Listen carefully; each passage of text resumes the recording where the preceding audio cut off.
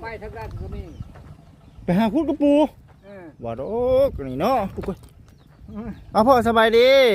สบายดีแล้วไปหาพูดกับปูกับไผกับแม่ผู้บ่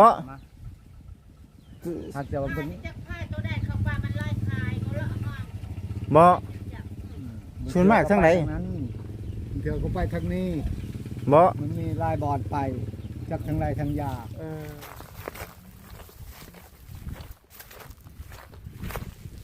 ใส่บ่ใส่คุณบ่ชุบโอ้ดอกไม้ธรรมชาติพี่น้องเอ้ย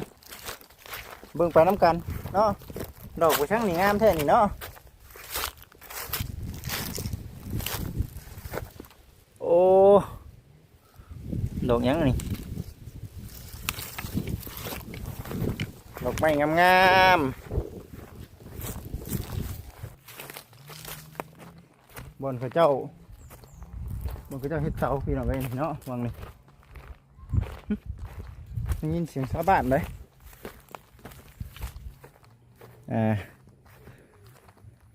ตักน้ำให้มันทั้งไม่ตู้นะน้ำกินได้นี่พี่น้องเอ้ยมึงเนี่ยเนาะน้ำทั้งชาวบ้านกินนะน้ำหนองพี่น้องมันเป็นน้ำสร้างได้มันเป็นน้ำหนองบติบว่าแต่ข้าวตะกี้บจิตก็กินได้พี่น้องเนาะใหญ่น้ำสร้างเนาะบจิตนะมันใส่ก็กินนะแต่ว่าให้เอฟซีเห็นได้ไหนเนาะมีหอดเขียดแตกพี่น้องเนาะเขียดน้อยดูได้นี่เห็นบ่เขียดน้อยก็มีพี่น้องเลยเขียดได้เขียนว่าเขียดทรายนะนี่เด้พี่น้องเลยนี่เด้เขียดบริพมาน้ำสร้างดอกบจิตก็ได้เพราะว่าใหญ่มาน้ำอันนี้แหละเพราะว่าข้าวพ่อข้าวแม่เพิ่นกับผ้าเขากินคือกันแต่ว่าช่วงนี้นะเดี๋ยวนี้นะบ่ได้ค่อยกินแล้วพี่น้องเนาะเดี๋ยวนี้นะบ่ได้ค่อยกินแล้วทางบจิตนะเพราะว่าเขาบ่มีเวลาไปตักได้กะเดี๋ยวนี้มีแต่ซื้อเอาพี่น้องเนาะเดี๋ยวนี้เนาะจะเป็นทางเนาะบัดนี้เนาะทางเห็นบอกคนมาตักมาอาบจนเป็นทางเลย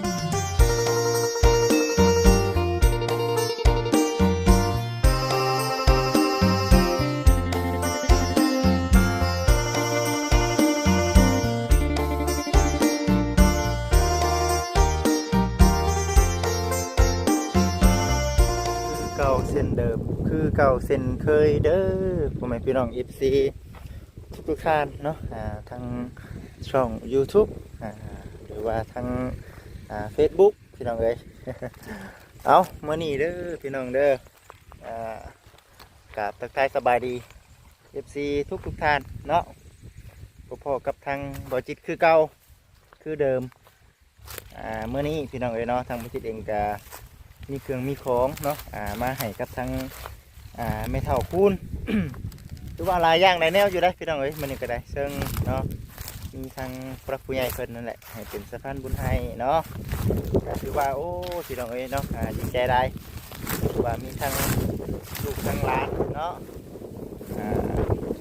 ทาง Facebook ก็ตามแต่พี่น้องเอ้ยเนาะผมแห่งภูมิใจกันฝากเงินมาผู้แทนผู้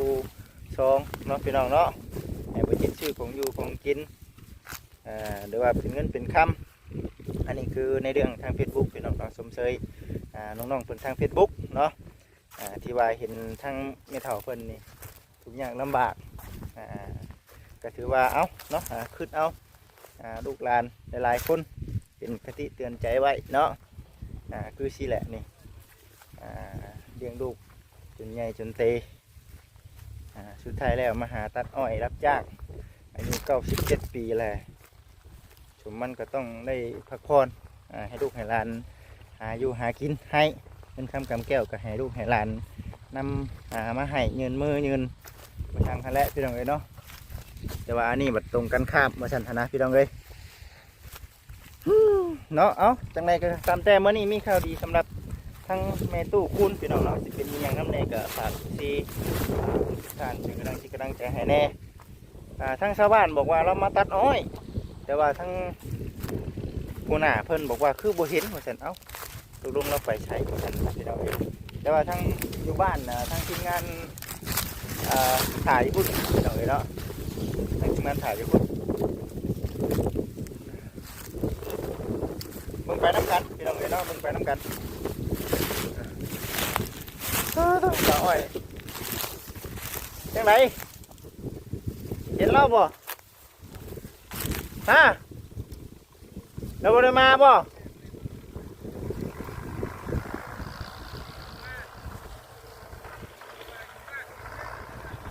อ้าว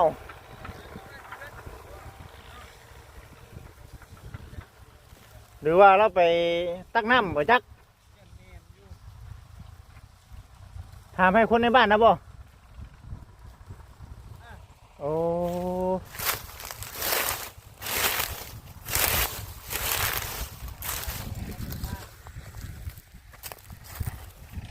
ป่าอ้อยพี่น้องเอ้ยเนาะบ่ได้มาบ่ตัดอ้อยตัดตอกพี่น้องเอ้ยเนาะ มากับโบอยู บัดเราบ่มาเนาะ คือเราบ่มา มือเราบ่มาเนาะเอาสบายดีสบายดีดูเราบ่มาเฮาก็ได้เมื่อแล้วเนาะ จังไรก็มาถ่ายเพื่อนไปแล้วมาตาม เมื่อถามอยู่บ้านมันจะว่าเราตั้งน้ำตั้งในบ่จัก ได้ยินว่าบ่มาเลยบุญเพิ่นคือว่าจ่ายที่ว่าอยู่เพื่อนเหรอเนาะเพิ่นก็คือว่ามานับอ้อยดิ อยู่พุ่นเพราะว่ามานับอ้อยติ เพิ่นก็เบิดทั้งนั้นเจ้าของอ้อยมันบ่จะถาม แม่ เป็นว่าละมาน่ะเจ้าของอ้อยมันสิรู้คือรู้จักเนาะ ไปซะไปเนาะไปซะพี่น้องเอ้ยป้าโตชุดแสงหูแสงตาพี่น้องเอ้ยเนาะอยากเป็นเจ้าของสวนอ้อยเด้เฮ็ดจังได๋นี่ เอ้ยว่าหยอกพี่น้องเอ้ยอันนี้มันกลัวฮอดหน้าเฮา2-3 ทุ่งพุ่นได้นี่กวางครับพากันมาตัดอ้อยนะพี่น้องอันนี้แล้วนี่เห็นบ่ชุดแสงหูแสงตาคนเฒ่าเนาะเพิ่นก็มาตัดอ้อยตัดมีสังแด้เท่านี้ครับจ้างครับบายมาเบิ่งน้ำกัน ว่าที่เป็นจังไรพี่น้องเอ้ยเนาะทางชาวบ้านบอกว่าเราโบอยู่นี่แต่ว่าเราไปไสเนาะพี่น้องเนาะ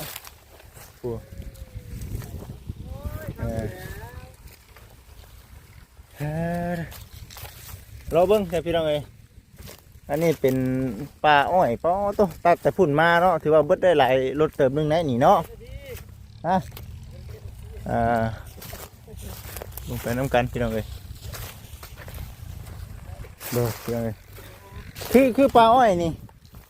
กระเจ้าตัดแต่กระเจ้าป่าไว้มันยังสิขึ้นอีกอยู่ได้นี่เนาะนี่ต่อมันยังขึ้นอยู่ ยอดมันนี่ เอาไปเกงก็ได้นี่นะเกงก็ได้ป่ะ เอาปุ๋ยมาพึกใส่นี่ก็ขึ้นดีก็ได้ เอามาเกงนะ ต้ม ป่ะ มันหนึ่งจ้ำเจียวนี่เบิ้ล ตัดอยู่ได้น้อยพี่น้องเลยเนาะน้อยน้อยเราเพื่อเจ้ายังตัดอยู่ได้ทั้งชาวบ้านเพิ่นก็ได้ไปสาพี่น้องเอ้ยเนาะมีแต่ว่าเราติดตามรับชมเบิ่งกันว่าเราอยู่ไสเนาะพ่อเราอยู่วางใดทางบจิตสีถ่ายคลิปให้กับทางFCเนาะเบิดทุกคนได้เบิ่งได้ชมเพราะว่าบ่อนหาเงินเราคือบ่อนตัดอ้อยนะเดี๋ยวนี้นะพี่น้องเอ้ยบจิตเองก็ได้บุกมาพี่แล้วก็ถามเมืองทางชาวบ้านเพิ่นก็บอกว่าเราโบได้อยู่เฮือนมาสั่นคือว่ามานำอ้อยแต่ว่าหนึ่งคือประสานงานกันบ่ตรงกันบ่เนาะนี่แต่ว่าเราบ่มาเมื่อนี้เมื่อหน้าเราก็มาตัดอีกพี่น้องเอ้ยเนาะเมื่อนี้เราสิค่าเวียกค่างานอยู่ในบ้านทางเบิ่งว่าสิเป็นจังไดพี่น้องเอ้ยเอาจังไดก็ตามแต่เครื่องของมื้อนี้เนี่ยใดก็ต้องได้มอบให้กับทางแม่ตู้เราให้เราอันนั้นพี่น้องเนาะเราดีใจเนาะสมกับทางผู้รักผู้ใหญ่เนาะเพิ่นมอบหมายงานให้ทางบริษัทเองเป็นสถานบุญให้ หรือว่าดีใจหลายพี่น้องเนาะที่ว่าพุทธิดลงไปแล้วเนาะมีFC เนาะผู้รับผู้ใหญ่เพิ่นจะช่วยเหลือให้เขาเองเนาะเราก็ลำบากหลายพี่น้องทางบุญเองก็ช่วยเหลือช่วยแห้งเนาะเดินทางมาก็ถือว่าไกลเติบนึงแม่พี่น้องแต่ว่าดีใจที่ผู้รับผู้ใหญ่จะช่วยชื่อนั้นชื่อนี้ให้เฮาเองเนาะเห็นเมนเท่าเราได้ก็เฮาก็ดีใจเขาจึงว่าไก่กับวันพี่น้องเนาะพอเพียงเมนเท่าเราได้ชีวิตที่ดีขึ้นกว่านี้พี่น้องเลยเนาะไปจ้ะเดี๋ยวเบิ่งไปชมน้ำกันพี่น้องเนาะว่าสิพ่อเราอยู่ไสก็ได้เด้อพี่น้องเด้ออันนี้คือเฮือนซานลานเป็นแล้วพี่น้องเอ้ยเนาะถือว่าให้ทั้งชาวบ้านเพิ่นไปตามโมเมนต์เราย่างไปตลาดไปจักพี่น้องเนาะตลาดอยู่บนพูนเนาะอยู่บ้านเล็กๆพี่น้องไงเนาะขออนุญาตนำพี่น้องเนาะแล้วเอาแล้วเอาผ้าพี่น้องเนาะผ้าขังไว้โอ้ยย่างไปใส่เด้ไม่ตัวเนาะฮะเอาสบายดีว่าไปได้มาฮอดเลยแก เพื่อแล้วสิมา เอาเบิ่งก่อน นะเฮาสิถ่ายทางอื่นก่อน โอ้สิไปหาครอบครัวอื่นก่อนเอาสบายดีอุตส่าห์ได้มาแล้วก็ได้เพราะว่าได้คือว่าแหละพี่น้องไอ้เนาะหลายช่องทางเรานี่บ่ไปนำแม่นหลายช่องทางมาถ่ายน้ำกันนี่แล้วทางFacebook ทาง YouTube พี่น้องไอ้เนาะทางทีมงานหลายๆคนสิแลบ่เพียงใช้ครั้งแรกบ่นี่ครั้งแรกได้มา ครั้งแรกเนาะพังเบิ่งแล้วมาอย่างมาแล้ว เราสิว่าได้ไหม เราสิว่าจังไหนเนาะ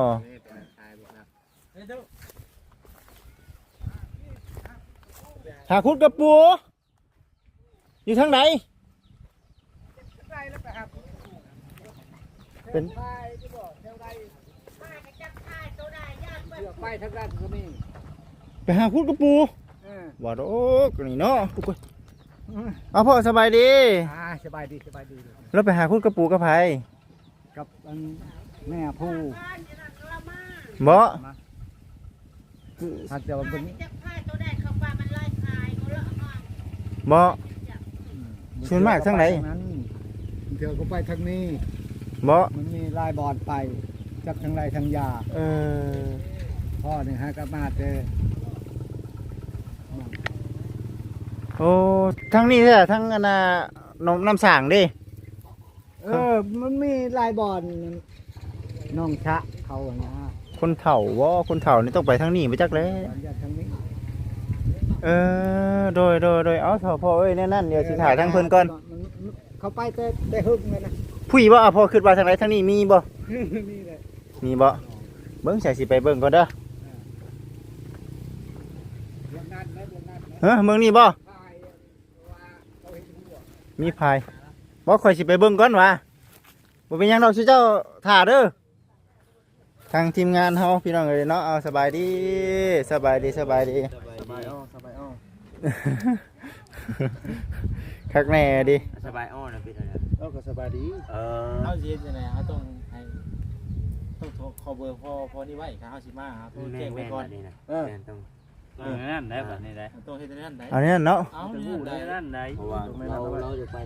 นู้นเราไปกิน เนาะวันนี้เฮาสิขึ้นมาโทรมาบอกปุ๊บว่าตัวเราอยู่เด้อบ่ได้ใครไปสิว่านั่นมีแต่ว่าเดี๋ยวจะเอาเบอร์ถ้าพอเราไว้เนาะเอาช่องทางติดต่อไว้เขาจะเกิดมาปุ๊บเขาโทรบอกให้ก่อนได้เด้อพี่น้องเอ้ยเนาะคนแรกเครื่องของเขาอยู่ในรถ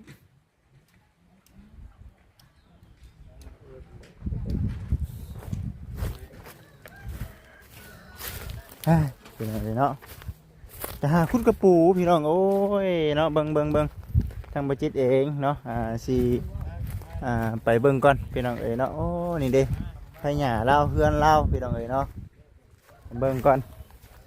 คลิปนี้นะบัจิตสิได้ตามหาเล่าก่อนเบิ่งดูคนเฒ่านี่คนเฒ่ากับคนเฒ่าหันพี่น้องเนาะคนเฒ่ากับคนเฒ่าหันมั่ง ไปไกลก็คือว่าใกล้ได้เนาะแต่ว่าเขามาสันนิษฐานหรือว่าเดาเอานี่เอาผู้เฒ่านี่คือสิบไปไกลไว้กันนะพี่น้องเลยเบิ่งก่อนเด้อพี่น้องเนาะมีผายอยู่ทางนี้มาสิไปหาตามก่อนไปตามหาแม่ตู้คูณเนาะบอนเขาเจ้าตักน้ำตักในอยู่นี่แหละพี่น้องเอ้ยเนาะตักน้ำตักในเบิ่งก่อน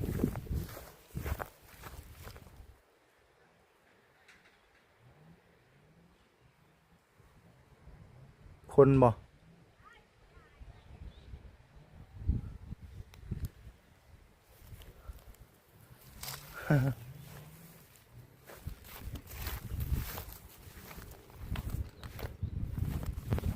ผายเนาะ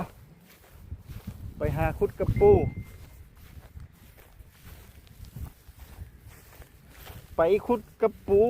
พี่น้องเอ้ย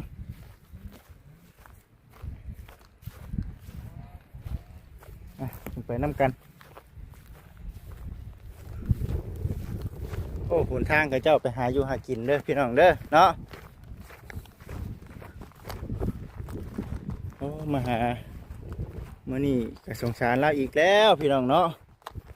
เบิดเลยบ่อันน่ะชิ้นหมูปลาทูเนาะคือว่าแหละพี่น้องเอ้ยก็เบิดแน่แหละเพราะว่าเราปั่นชาวบ้าน เป็นยังคือปั่นเนาะหลายๆคน FC เพิ่นก็คอมเมนต์เข้ามาอยู่คือปั่นแบบนั้นลูกเนาะคือปั่นแบบนั้นบ่จิตเนาะเพราะว่าเราอาศัยชาวบ้านพี่น้องเนาะตอนเราบ่มีน่ะทั้งชาวบ้านเบิ่งแยงดาวเนาะคันเราบ่ให้ก็บ่ได้พี่น้องเอ้ยเนาะเราก็ต้องคิดเห็นนั่นแหละพี่น้องเอ้ยจังว่าดีแล้วที่ว่าเราคิดในนั้นหรือว่านั่นอาจจะเป็นมีส่วนที่ว่าเครื่องของกินเฮาเอามาให้มันเบิดไว้นั่นแหละเบิ่งก่อนโอ้หมุนป่าเลยเด้อพี่น้องเอ้ยเนาะอยู่ป่าอยู่หลอนเลยไปนำเราอยู่ป่าอ้อยเดี๋ยวมื้อหน้ามื้อในเนาะบ่จิตสิทักบอกคนทางบ้านเพิ่นเนาะให้เราอยู่เนาะบ่จิตเองก็ลืมขึ้นสู่เมื่อซะพี่น้องเอ้ยเนาะกราบขอโทษขออภัย FC หลายๆวันนี้ก็ได้ภายเนาะอยู่ภายทางไหนเด้เป็นป่าเป็นหลอนเดี๋ยวว่าบ่จิตบ่เคยมาจักเทื่อ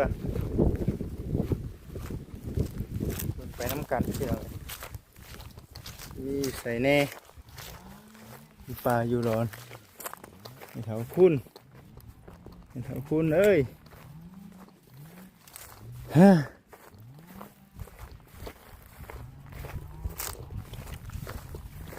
ผายบ่ทางไหนผายทางนี้นะข่อยลงพี่น้องเอ้ยเนาะข่อยลงมันต้องอยู่ทางนี้แล้วคุดกระปูต้องเป็นคุดแถวนี้แหละ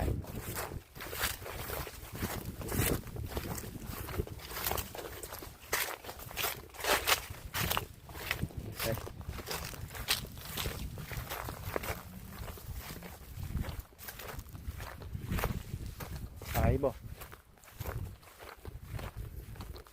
ใส่คุณบ่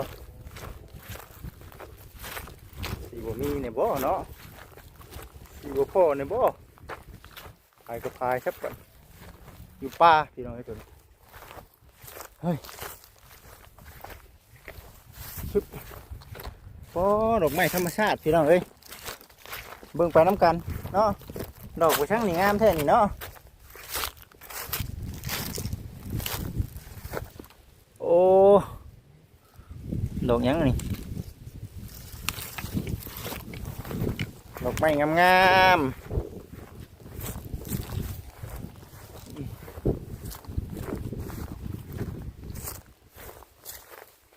ถ่ายบ่มาชิดสิมาตามเราอยู่นี่แหละพี่น้องเอ๋ยเนาะอยู่อื่นกับบ่พ่อไปใช่ดอกเดี๋ยวสิบ่พ่อเราผายโอ้บ่พ่อเด้อพี่น้องเด้อเนาะ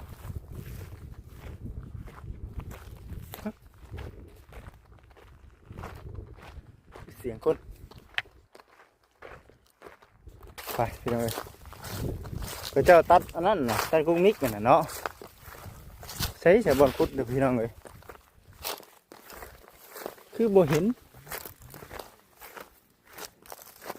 บ่จิตสิลงปลาแล้วพี่จักนี่ฮ่าบ่มีเด้อพี่น้องเอ้ยโอ้ยเอ้าจังได๋ก็ตามแต่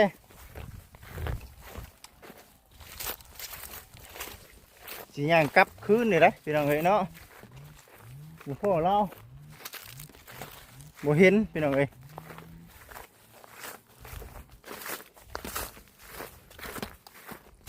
บ่เห็นบ่เห็นเดี๋ยวไปเบิ่งบนน้ำสางเนาะน้ำสางแล้วน้ำสางบนน้ำทางชาวบ้านกินนะพี่น้องเอ้ยเนาะ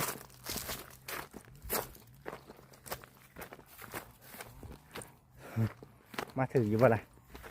ลงไปก็ได้บ่จิตเนาะขั้นผายตัวนี้บ่แม่นจักคุณก่อนบอนเขาเจ้าเฮ็ดเสาพี่น้องเอ้ยเนาะวางนี่ได้ยินเสียงชาวบ้านเลย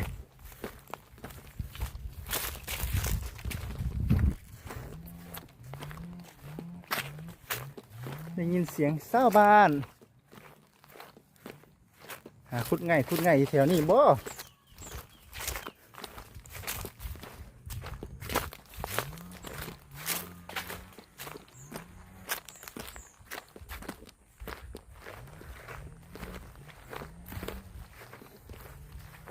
ดีใจเอ้าไม่ตู้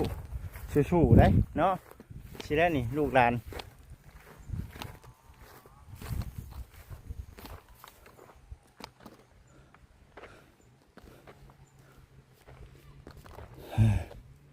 เสียงเล็กน้อยพี่น้องเอ้ยเนาะ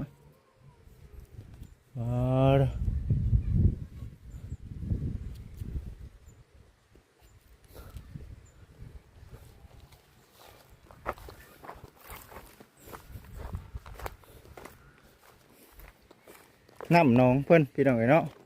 ทั้งงูทั้งควายแล้วนี่ทั้งงูทั้งควายแล้วบอนเขาเจ้าให้งูให้ควายมากินน้ำตักน้ำใส่เด็กน้อยเห็นเฮาย่านโดนเขาบ่เคยเห็นเฮาเลยทุกข์ซี่หลาย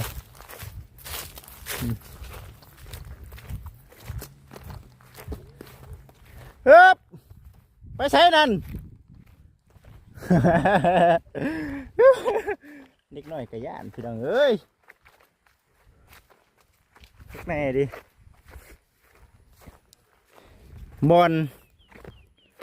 กับเจ้าจูไพ่พี่น้องเนาะอาบน้ำอาบในจูไพ่พิง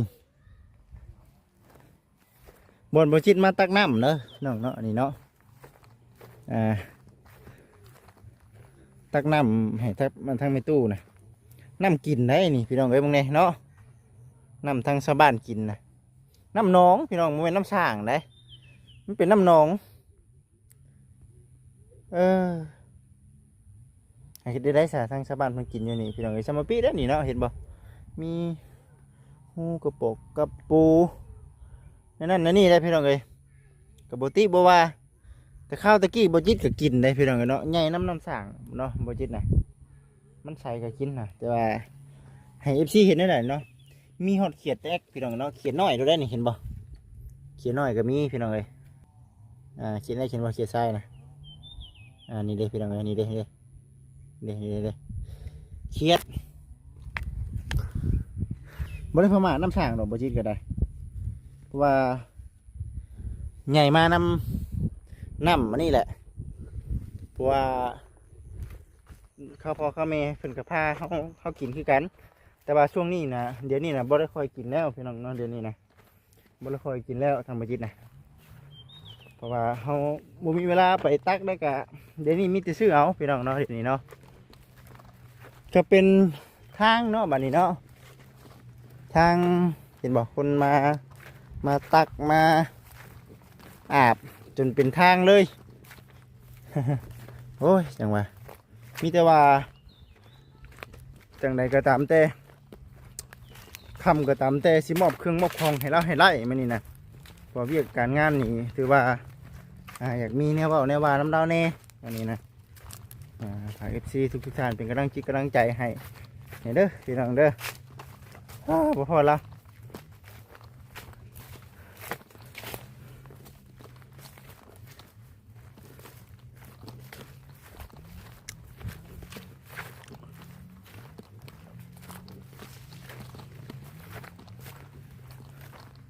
สุดยอดพี่น้องเลย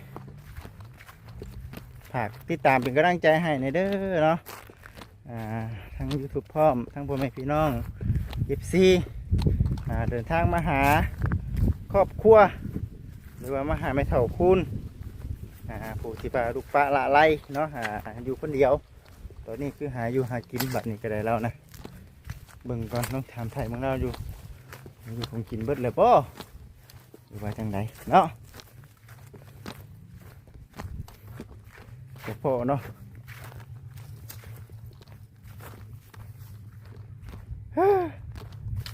คักแน่ดิพี่น้องเอ้ยบ่พอแล้วเนาะ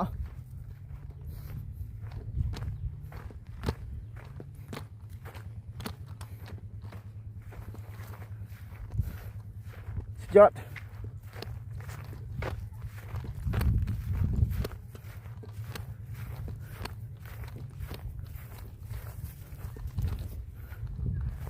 บ่พ่อ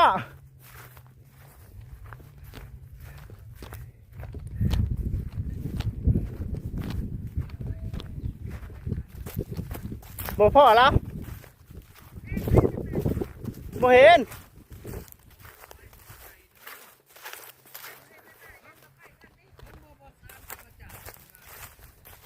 ข่อยก็นึกว่าช้าข่อยก็ได้ลืมบอกช้า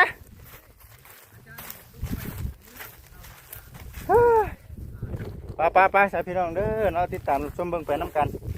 คลิปต่อไปพี่น้องเอ้ย